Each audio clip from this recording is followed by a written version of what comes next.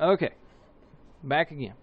All right, so we see what's going on here. We got those different effects from parathyroid hormones, both the increase and the decrease.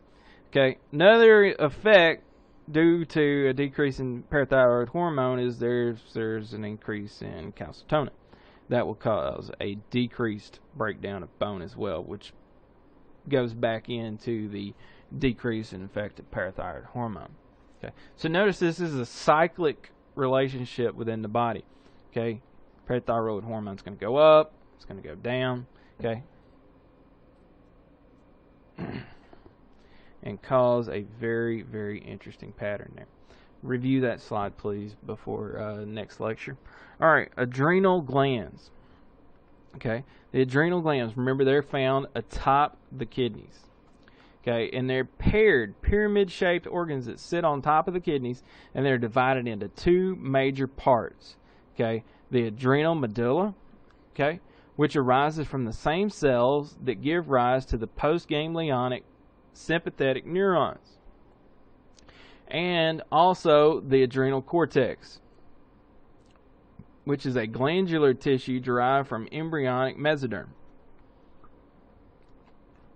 And it's composed of three layers: the zona glomerulosa, the zona fasciculata, and the zona reticularis. Adrenal cortex, three different parts: zona glomerulosa, zona fasciculata, and the zona reticularis. Structurally and functionally, there are four glands in one. They are four glands in one: adrenal medulla and the three parts of the adrenal cortex. Okay, so here we see the suprarenal or the adrenal glands. Suprarenal is another word that is sometimes used in place of the adrenal glands. Okay, suprarenal just means that it's above the kidneys. Renal referring to kidneys. Okay, so here we see the suprarenal or the adrenal glands, the cortex, and the medulla. Okay, and here we're looking at some more of those, the cortex and the medulla. Cortex is in the middle, and then the medulla is towards the outside, or excuse me, cortex outside, medulla towards the middle. All right, so here we're looking at the adrenal gland in this image here at the top. So you can see that the abdominal aorta goes directly to the adrenal glands, supplying with plenty of blood to the adrenal glands. And then the middle suprarenal artery, okay, number 2 artery going into it, and it's also fed by the inferior suprarenal artery. Okay, so it has 3 different sources of blood. Okay, and what's that tell you about its importance if it gets that much blood flow? Okay, then right below that we see the renal artery and the renal vein. Okay, the kidney and the ureter. So notice there are more blood supplies going to the adrenal glands than there are to the kidneys. Why is that important? Okay, all right, so let's look at the adrenal cortex. Basically down here on the bottom half of the image, the adrenal cortex right here. The adrenal cortex is where we have a lot going on. Okay, remember the 4 glands in one for the adrenal glands. Okay, the medulla is on its own down here. The medulla is the very, very center of the adrenal gland. Okay, the outer layers, the 3 outer layers that produce hormones, include the zona glomerulosa, the zona fasciculata, and the zona reticularis. Excuse me, don't know what just happened. Zona reticularis. Okay, so that adds up to 1, 2, 3, 4 sections of the adrenal glands. Okay, so hormones of the adrenal medulla. Okay, approximately 80% of the hormones released by the adrenal medulla is epinephrine. 20% of the hormones released here is norepinephrine. Okay, secretion of these hormones prepares the body for physical activity. How does it do this? It increases blood glucose levels. Okay, number one. It increases the use of glycogen and glucose by skeletal muscle. Okay, that's their second. Increases heart rate and the force of contraction. That's our third. Okay, causes vasoconstriction in the skin and the viscera. What is the viscera? Yeah, that's right, the guts. Okay, those organs in our abdominal cavity, those would be our viscera. Okay, it also causes vasodilation in the skeletal and the cardiac muscles as well.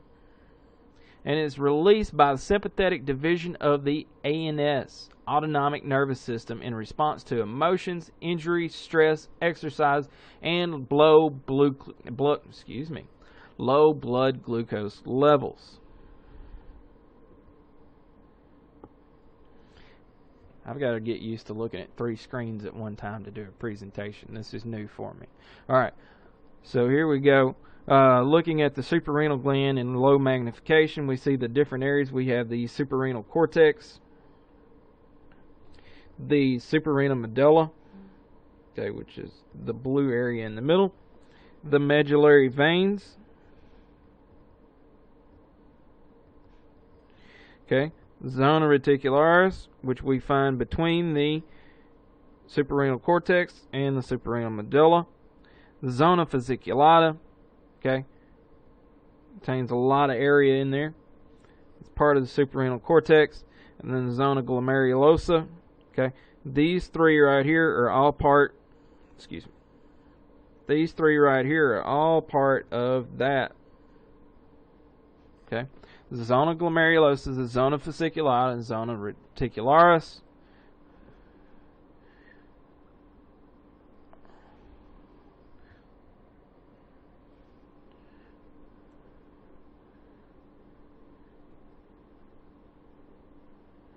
All part of the suprarenal cortex.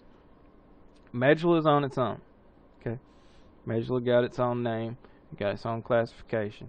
Suprarenal cortex, it's got 3 parts: the glomerulosa, fasciculata, and reticularis.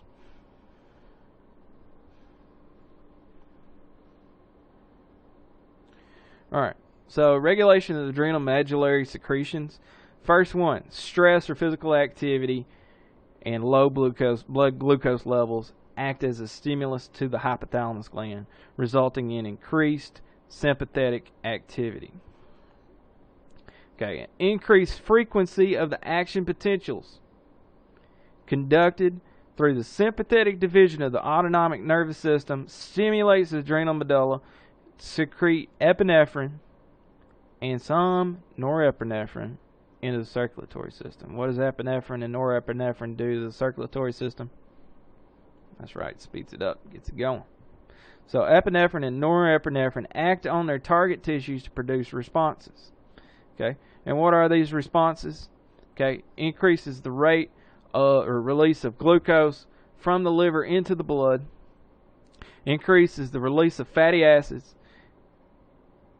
from the adipose tissue into the blood, increases the heart rate, decreases blood flow through blood vessels of the internal organs, increases blood flow through blood vessels of the skeletal muscles. So we see that the blood flow changes directions from the internal organs to the muscles. So blood's, instead of going from the mostly to the internal organs to keep us going, it's going to the skeletal muscles to allow us to have the energy to move. Okay. Increased blood pressure also is going to occur when we increase epinephrine and norepinephrine. And it also decreases the function of the visceral organs. So in times where we have high amounts of adrenal activity, your norepinephrine and your epinephrine will decrease the function of your visceral organs. Okay. And it'll also increase the metabolic rate of the skeletal muscles.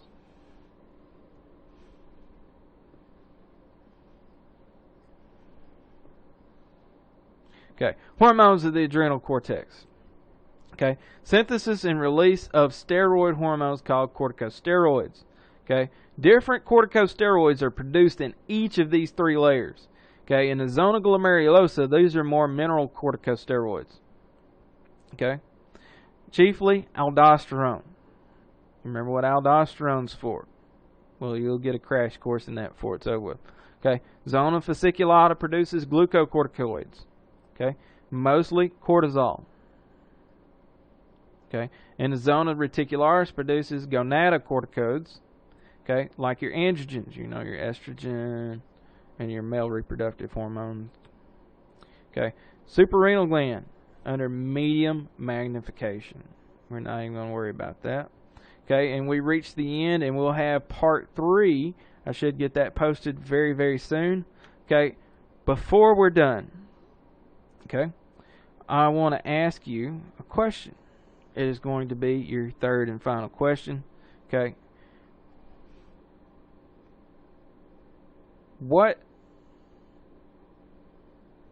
excuse me, what's going on?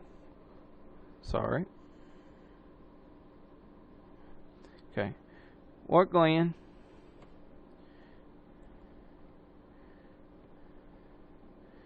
is found? By the way, it's question 3. Excuse me.